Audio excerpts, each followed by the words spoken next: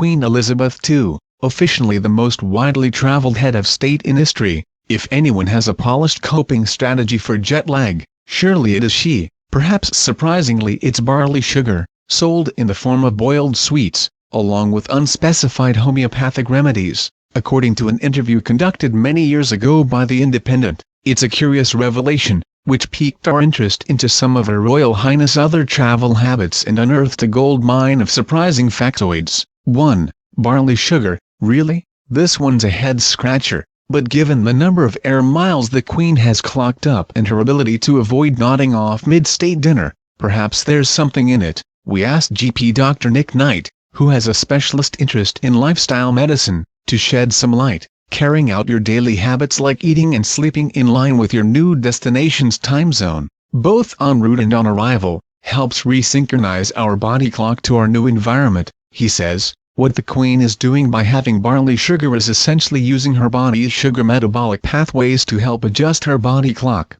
It is a little niche, but essentially the same should happen if you were to have your breakfast, lunch and dinner at times that match your destination before you get there, regardless of whether you're hungry or not. Doing this instead of just consuming barley sugar will obviously be more filling.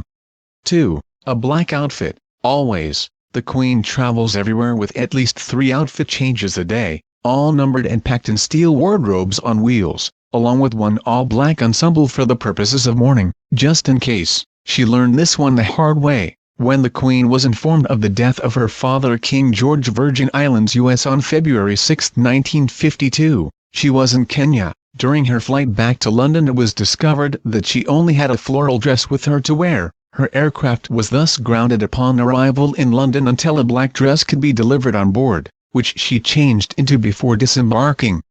3. A sizable entourage. According to the Telegraph's royal correspondent Gordon Rayner, the Queen's travelling entourage typically runs to 34 people, who will include staff from the Master of the Household Department, to oversee catering and logistics, her private secretary and his deputy, a secretary for each of those secretaries, 2 secretaries for the Duke, 2 dressers, a hairdresser, a valet, 2 ladies-in-waiting, an equerry for military liaison, press officers, 8 police bodyguards.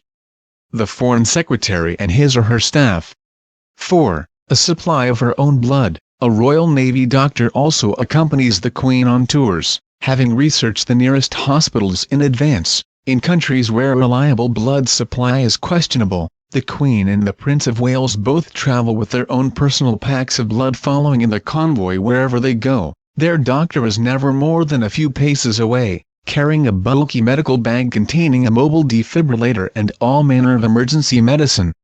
5. A monogram kettle. Home comforts are of great importance, as evidenced by the monogram kettle and Earl Grey tea the Queen takes with her around the world. She also travels with her own hot water bottle, pine-scented soaps, framed family photos and Harrods sausages.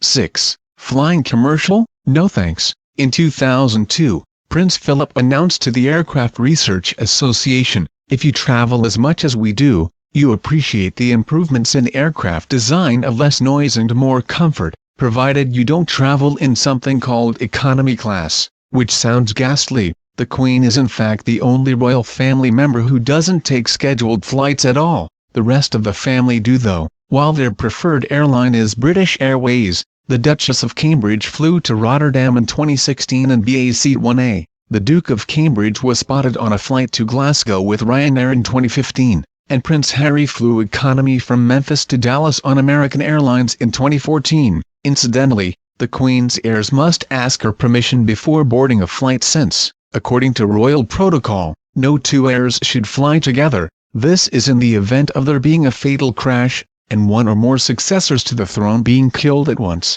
She has been known to bend the rules, however, having permitted Prince George to travel to Australia and New Zealand in 2014 with his parents when he was 9 months old, for example. 7. Easy on the exotic spices. The Master of the Household Department will be in the reconnaissance party to tell foreign chefs not to cook anything with garlic or too much spice for fear of giving the Queen bad breath, and not to cook shellfish or anything that could cause food poisoning. The Queen likes fish and poultry but has never divulged what her favorite meal is, because, as one of her staff told Rayner, if she said she had a favorite meal, she would never get served anything else. 8. But bring on the gin. The Queen's favorite drink of all is gin, mixed with a splash of Dubonnet fortified wine and a slice of lemon, pips removed. According to personal chef Darren McGrady, she is said to enjoy one every day, and that goes for trips abroad too. For security reasons, the wherewithals to craft this tipple are packed along with the rest of her belongings. 9. Handwritten itineraries. Royal tours are choreographed to the minute, whether it be the exact time the Queen sits down to dinner or the precise moment she gets into a car, as set out in an old-fashioned spiral-bound pocket itinerary carried by each of her aides. 10. Special loo roll. For toilet breaks a retiring room is designated for the Queen and the Duke of Edinburgh everywhere they will visit, which may also be used as a panic room in case of an attack. One former aide told Rayner, hosts spend more time worrying about the loo arrangements than anything else, down to what color the towels should be and whether the loo roll is a suitable brand. 11. The ultimate travel wardrobe. The Queen's senior dresser, Angela Kelly, travels abroad weeks or even months in advance to make sure that the outfits she has in mind do not clash with backdrops. In the interests of modesty, weights are sewn into the hems of skirts and dresses should a sudden gust of wind strike as she boards and disembarks planes. Her hosts are also known to go to extraordinary lengths to keep Her Majesty comfortable, as revealed in 2015 as The Wicked Wit of Queen Elizabeth II, by Karen Dolby. Once in Nigeria, her hosts, anxious to keep her cool, turned up the air conditioning in her room so much that her clothes froze on their hangers. 12. All aboard. Corgis. The Queen's devotion to her corgis seemingly knows no bounds. She's owned more than 30 of them during her reign, although she stopped breeding them in 2015 on the grounds that she didn't want any of them to survive her. At last count she was down to just 2, Holly and Willow. Wherever possible, Her Majesty travels with her hounds. She even smuggled one of them along in the car when she and Philip set off on their 1947 honeymoon in Hampshire. They also fly with her up to Scotland and back on a regular basis. 13. No passport required. The Queen is the only royal who doesn't require a passport. Given that the British passport is issued in her own name, she does still have to pass an identity check every time she leaves or re-enters the country, which requires her to provide her full name, age, address, nationality, gender and place of birth to immigration officials.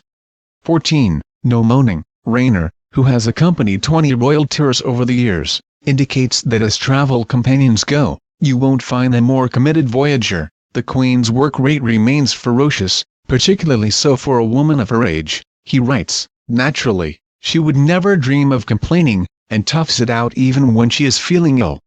Thank you for watching.